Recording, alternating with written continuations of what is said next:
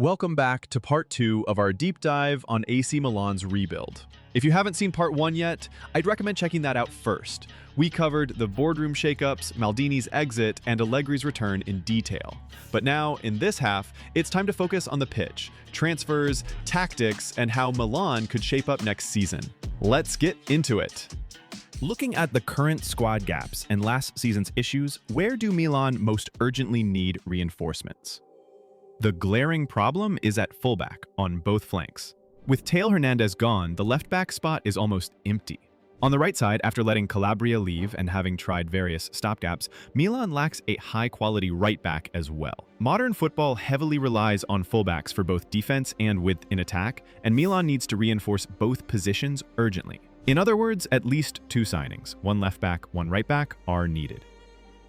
Milan's defense last season was porous, but I would argue the root cause wasn't the center backs themselves. In fact, Fikayo Tomori is a very good defender and often puts in great performances. Malik Thiaw came into his own and had a very promising stretch, showing he could be a rock at the back. And now Milan has also signed Strahinja Pavlovic, a left-footed center back who's known to be reliable. So in terms of center backs, Milan has 3 strong options in Tomori, Thiaw, and Pavlovic, plus maybe Matteo Gabbia as depth. That area isn't the biggest worry. The good news is that Milan is already linked with some names. On the left, a big target is Pervis Estupiñán from Brighton in the Premier League. Reports suggest Milan has even made a €14 million bid for Estupiñán. He's a very capable left-back who had a fantastic season at Brighton, known for his pace and crossing. On the right, an interesting prospect is Wesley, a young right-back from Flamengo in Brazil. AC Milan is looking to hijack a deal for Wesley, as apparently AS Roma were also trying to sign him.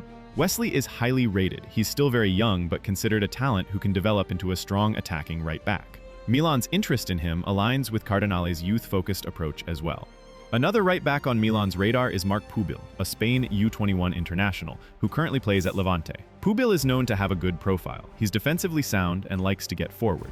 Targeting someone like Pubil suggests Milan might opt for a younger, up-and-coming fullback rather than an expensive, established star, which fits their budget. Next up. The midfield is another area that needs an upgrade. Last season, Milan's midfield was full of hard-working players, but lacked a bit of technical control and creativity from deep, the kind of qualities Allegri values for dictating games.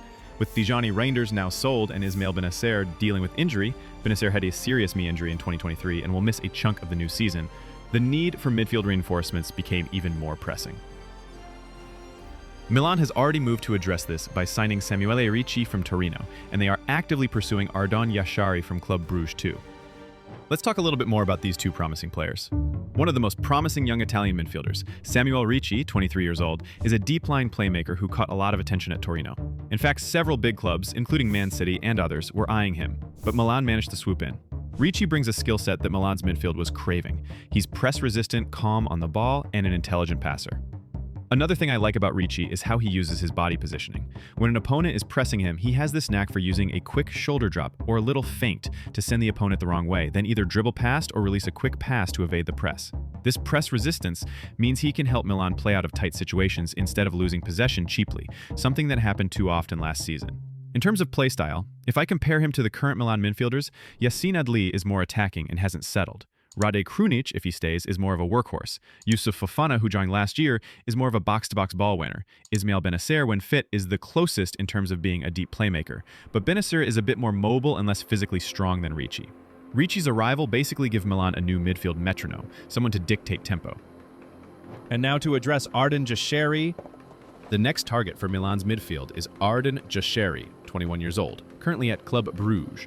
Jashari is a Swiss midfielder who really impressed in the Belgian league. He's a left-footed player and brings a slightly different skill set that would complement someone like Ricci very well. If Ricci is the deep playmaker, Jashari is more of a box-to-box creator, a midfielder who can shuttle up and down in league play. He's known for his excellent forward passing and ability to carry the ball into attacking areas. In fact, Jashari's statistics in the Belgian Pro League were eye-catching. To highlight one, in the last season among all under-23 midfielders across Europe's top leagues, Jashari ranked near the very top for number of forward passes. One analysis showed he made 655 forward passes, ranking him 6th among U23 players in Europe's top 7 leagues for that metric. For context, Barcelona's Pedri was in the top 5 of that list. This tells us Jashari is always looking to play the ball forward. He's not one to shy away from backwards or safe passes. He wants to progress the play. Jashari's profile has drawn some intriguing comparisons. Some scouts have noted that his style has shades of a young Luka Modrić. Obviously, Modrić is a legend and a much more polished player, but their radar charts for passing and carrying metrics look surprisingly similar. He's also been likened to players like Angelo Stiller in terms of his all-round midfield contributions. Essentially, Jashari offers a mix of chance creation, ball carrying, and possession control from midfield. On the ball, Jashari's left foot can deliver some killer passes. He has the vision to pick through balls and the technique to execute them. His progressive carrying is also a big plus. Stats show he ranks in the top percentiles for carries into the final third. That means he's very good at picking up the ball and driving it past midfield into dangerous zones, either drawing defenders to him, creating space for others, or directly creating chances. If Milan secures Jashari's signing, their midfield combination would look very exciting. Imagine a trio of Fofana, Ricci, and Jashari. Fofana provides the physicality and work rate, Ricci provides the control and defensive cover, and Jashari provides the creative spark and forward thrust. That's a balanced midfield on paper, with each player complementing the others. On the wings, Milan is actually in a decent position.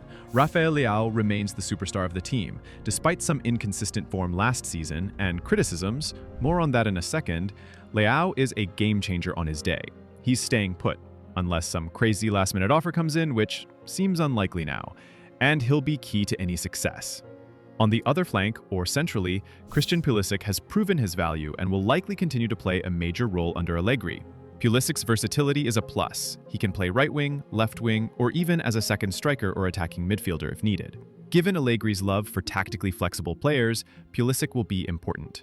A quick anecdote about Leao. Italian pundit and former player Antonio Cassano recently made a cheeky comment saying, "Leao plays football to impress girls, not to win games." A harsh and humorous criticism implying that Leao sometimes cares more about flashy moves than effective play. Now, Cassano is known for his blunt and outrageous statements, but there is a bit of truth hidden in the banter.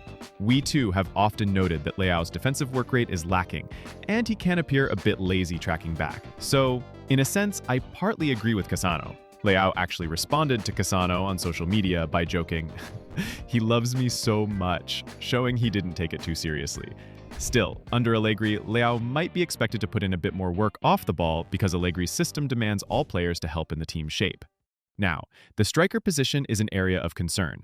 Last season, Milan's forwards underperformed. Divock Origi didn't make an impact and could be on his way out, and as mentioned, Jovic and the on-loan Tammy Abraham are gone.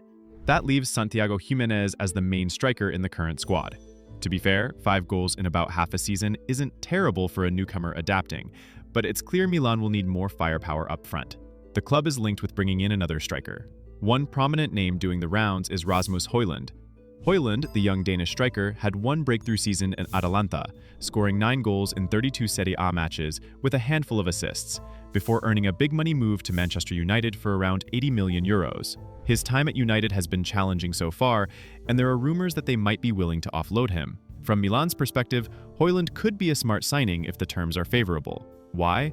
Because he's a talent with potential, and crucially, he'd come without the enormous pressure he had at United. Before moving to tactics, I have to mention one surprising signing Milan has already made. Luka Modrić. Yes, the Real Madrid legend. Modrić, at 38 years old, has joined AC Milan.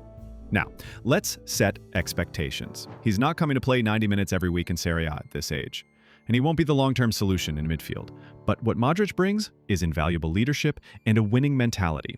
This man has won it all: Champions League, a Ballon d'Or, and countless trophies with Real Madrid. His mere presence in the dressing room will have an effect. For a squad with many young players who haven't won major honors yet, having someone like Modrić around can be inspirational. He can show by example what professionalism and a big game mindset are. I suspect Allegri will use Modrić selectively, maybe in some important matches for his experience or off the bench to calm games down. Even if he doesn't start many games, Modrić will likely mentor the likes of Ricci and Jashari in training, teaching them the dark arts of midfield play and how to handle pressure. Think of it this way: having Modrić in the team is like having a coach on the pitch. He'll command respect. When he talks, players will listen because he's Luka freaking Modrić. It reminds me a bit of when Milan had signed veterans like David Beckham, or even when Zlatan Ibrahimovic returned in 2020. These seasoned winners help elevate the mentality of the whole group. So, while Modrić might not be a week-in, week-out starter, his signing is a statement. Milan wants to inject some winning DNA into the squad. Now, with the new pieces coming in, how might AC Milan line up and play under Allegri? As mentioned, Allegri typically favors a 4-3-3 formation. So let's imagine a potential starting 11 in a 4-3-3 once the transfer business is done. This is speculative, assuming some of the rumored signings happen. Goalkeeper, Mike Maignan. No doubt here, he's the undisputed number one. Defense, back four. On the right, this could depend on signings. If a player like Mark Pubil or Wesley is signed, they could slot in at right back. If not, Allegri might do something unconventional like using Fikayo Tomori as a right back. It's not ideal, but last season, at times, we saw desperate solutions like Thiaw or even a midfielder covering at RB. Milan also has a promising 19-year-old Davide Battistaghi, who is primarily a left back but could get some minutes. And Alex Jimenez, the youngster on loan from Real Madrid, can play both flanks. He's naturally a right back but can fill in at left back as well. For now, let's assume Milan signs a proper right back. The center back pairing in a four would likely be Fikayo Tomori, right center back, and Strahinja Pavlovic, left center back. Pavlovic, being left-footed, balances the duo, and Tomori brings pace and aggression. Malik Thiaw would be in rotation and could easily start a lot of games too, especially if form or injuries dictate. It's good to have three quality CVs. At left back, if Pervis Estupiñán arrives, he'd be the starter with his high energy up and down the flank. If not, Milan will have to rely on someone like Battistaghi or maybe even convert a winger there temporarily. It's crucial they sign a left back, honestly. Midfield. Three-man midfield. This is where it gets exciting. In the holding role, I expect Samuele Ricci to direct operations. He play as the central pivot, dropping deep to collect the ball and helping build from the back.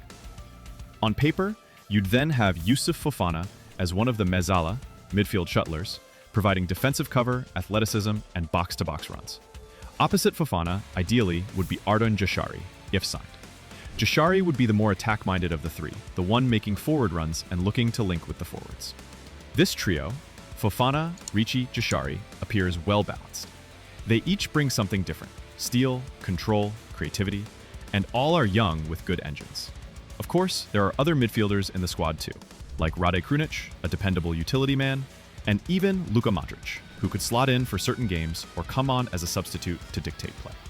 But I suspect Allegri's primary combo, if all transfers land, would revolve around the Ricci, Fofana, Jashari core.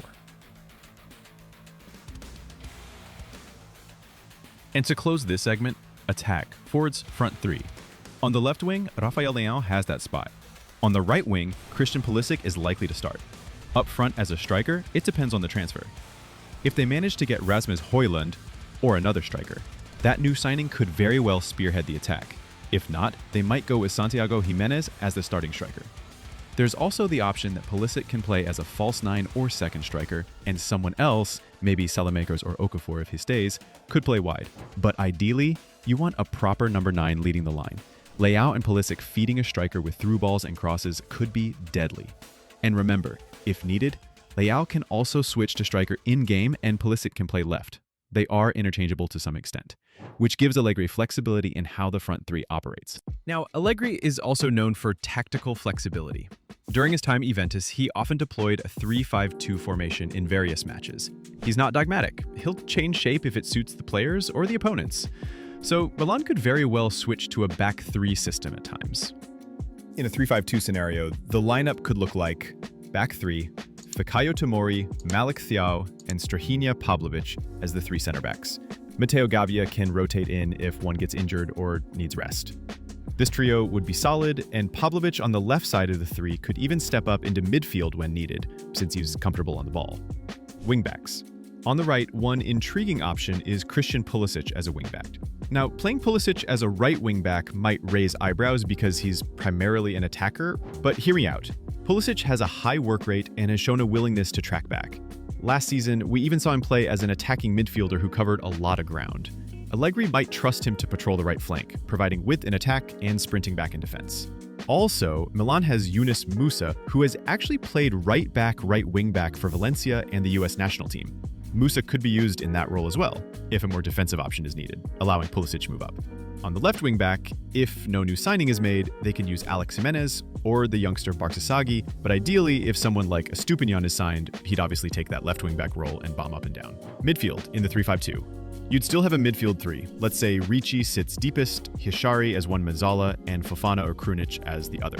That remains the same as the 4-3-3 midfield, just with wingbacks providing the width instead of wingers. Front two. A two-striker setup would likely feature Rafael Leao plus a striker.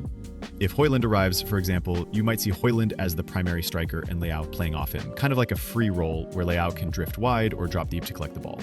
In this scenario, Pulisic could actually play just behind the strikers, sort of an attacking midfield/free role, if he's not used as the wingback.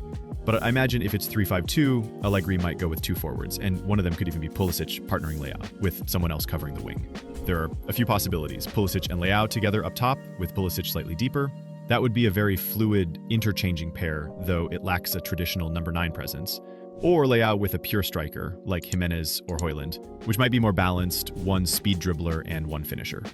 The reason I mentioned Pulisic at wingback or even Musa and not Leao is that Leao isn't defensively disciplined enough to play wingback. You need your wingbacks to track runners and sometimes even form a back five when defending.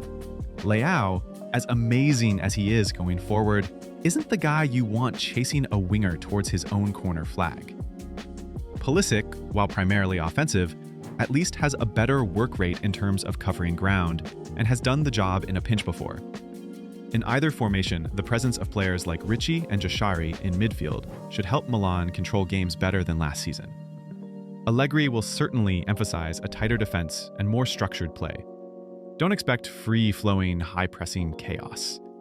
Expect a more measured, perhaps even cautious approach where Milan picks their moments to attack, but always keeps a solid shape. Tactics and signings aside, AC Milan's path back to success will depend on fixing the culture and unity at the club. The board has to learn from recent missteps and back the team properly. The players need to rediscover that fighting spirit, that pride of wearing the red and black, which seemed missing at times. With Max Allegri in charge, there's hope that the team's mentality and organization will improve, because he's a stickler for discipline and team cohesion. The additions of experienced winners like Luka Modrić and the presence of leaders like Mike Maignan and even Zlatan Ibrahimovic in an advisory role around the club can infuse a winning mentality in the dressing room. These veterans can guide the younger players on what it means to compete at the highest level for trophies. Milan is a club built on great unity and passion. The fans, the Milanistas, have seen their team conquer Europe and Italy in the past, and they are desperate to see that again. The rebuild we discussed, new manager, new directors, contract renewals, smart signings, is all steps aimed at one goal, bringing AC Milan back to the top. It may not happen overnight, but as Milanistas will remind you, this club has a way of rising from setbacks. After all, who would have thought that after the miracle of Istanbul 2005, when Milan lost the Champions League final after leading 3-0, they would come back 2 years later in Athens 2007 to win the Champions League again? Milan has a way of writing comeback stories. Right now, the focus is fully on the league. With no Champions League football this year, indeed no European distractions at all due to that 8th place finish, Milan can put all their energy into Serie A. The likes of Napoli, Inter, and others are strengthening, so the competition will be fierce, but Milan must not be left behind. If Allegri can instill solidity and the new signings hit the ground running, there's no reason Milan can't challenge for a top 4 spot or even an outside shot at the Scudetto. Thank you so much for watching and reading if this were a video. What am I even saying? Let me know your thoughts about AC Milan's situation and this rebuild. Do you think Milan will bounce back and secure a Champions League spot at the end of this new season? Now that they don't have European games, can they perhaps make a serious run for the Scudetto? The Rossoneri have done it before against the odds, so fingers crossed we see them rise again. If you enjoyed this analysis, hit the like button and consider subscribing for more. I'll see you again soon with another deep dive. Until then, take care and peace out.